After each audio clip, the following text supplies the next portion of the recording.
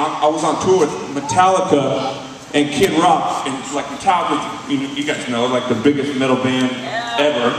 And so I'm on that, I'm like getting rides with Metallica in their jet, and I'm like, dude, I always felt like that little kid from Baco, just living this life, going, oh my God, I'm on a plane with Metallica. But my life was shattered at home, so I just had to dive into the party and get drunk and do drugs just to forget my heartache, because my life was crumbling, and I got the call that I was dreading on the Metallica tour. I got the call from my wife. She said, listen, I'm done, we're done, I'm leaving you. And I'm gonna take half your money, and I want the baby, and all this stuff. And I was like going, what? I go, what's going on? And she said, well, I got this friend, his name's Greg, and he's gonna help me get a new life. And I was like, who's this guy? She's like, he's just my friend. And I was like, oh, yeah, right. So she left with this friend, and I heard that she was spiraling out of control with drugs. So her mom actually called me and said, Brian, she's hooked up with this guy, you need to get your daughter. So I took my daughter out on the road on the Metallica tour, or right after the Metallica tour when KoRn went on a headlining tour. I took her, I hired a nanny, and it was a trip, man. My heart was breaking for my kid because she lost her mom mainly, but it was just like, it was crazy to take this little kid, because I was like, we had all these big old bodyguard dudes with tattoos all over, like their heads and stuff, and they worked for us. So I'd say, hey, go push the baby around. They'd be pushing us. Like, this guy had Hellbound tattoo on his head, and he's like big old. He's like pushing the baby stroller. It's just funny.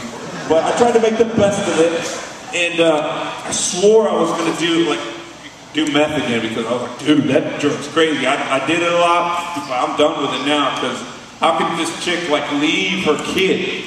You know, I'm a bag of dirt. She can leave me, but the kid, look at this beautiful kid. So I wasn't gonna do. I was just gonna clean up and try to do what's right. So I cleaned up, and I found a nanny for my kid, and I tried to just juggle the rock stardom and you know what I mean? And it worked for a while. I was pretty healthy. I started working out and eating right and everything, and then I started drinking, and I tried to do the whole rock star, because I was married, and I was never single when I was in KoRn, so I tried to play the field and do all that, and it seemed like every time I tried to hook up with a girl, like, some disaster would happen. Like, nothing worked. I was like, what's going on? I get married, that breaks apart. Now I want to be the womanizer, that falls apart. And it's like, nothing's working here. And I'm like, I just was like giving up inside. Seriously, I was like, why can't I be happy? Anything I do, I'm not happy. I'm not even happy like with this band, because my friends are starting to, you know, my friendship's starting to fall apart. I grew up with these guys, went to school with them, and we're like fighting over, you know, girls at the show. I want to try to hook up in that one, and then, you know, like little kid stuff. We're like in our late 20s, and it just was shattering. And so a little bit after all this stuff, you know, I hired nannies to watch my kid for me, and I started getting drunk a lot, and I swore I wouldn't do methamphetamines again. But one night I was hanging out with this dude in Bakersfield, because I ended up back there, and we were talking about meth, and he had some employees that used to escort for him, you know, so he went down the street and got some that night. I was like, I'll just do it this once, you know. So I did it that one night, and then I slept it off, and I did it the next weekend, and then I started doing it every day. And I was like, oh my gosh, I'm turning into what I hated about my ex-wife. I'm turning into what I hated about my friends. I had a couple friends that started shooting up, and their whole lives fell apart. And I used to think to myself, man, can you believe he threw his life away for those drugs? And here I was starting to fall into that.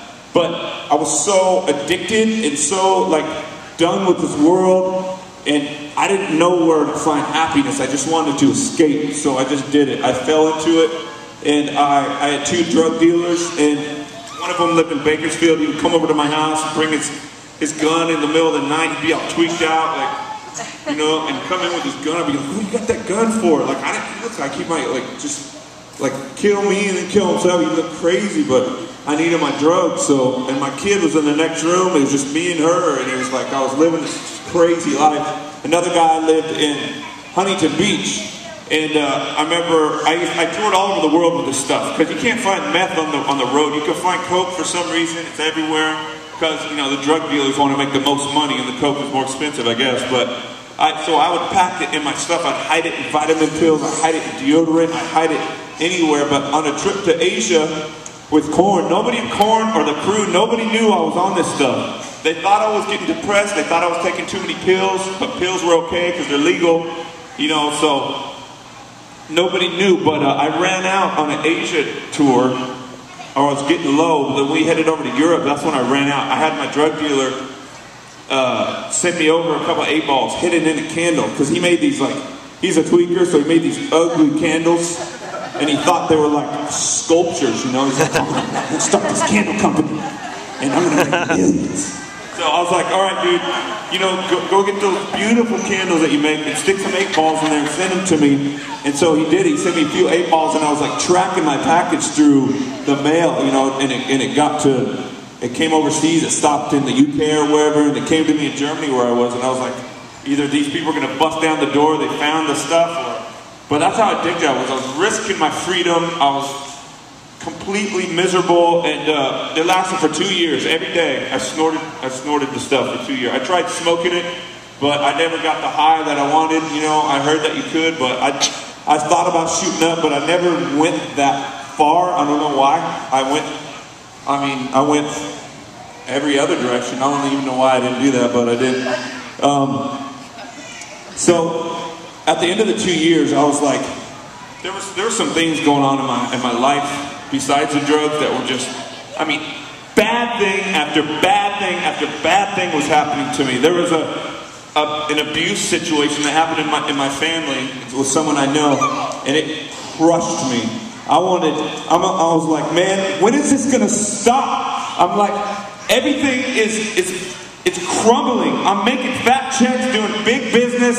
You know, everyone thinks that I'm this guy that they want to be, but inside, it's a lie.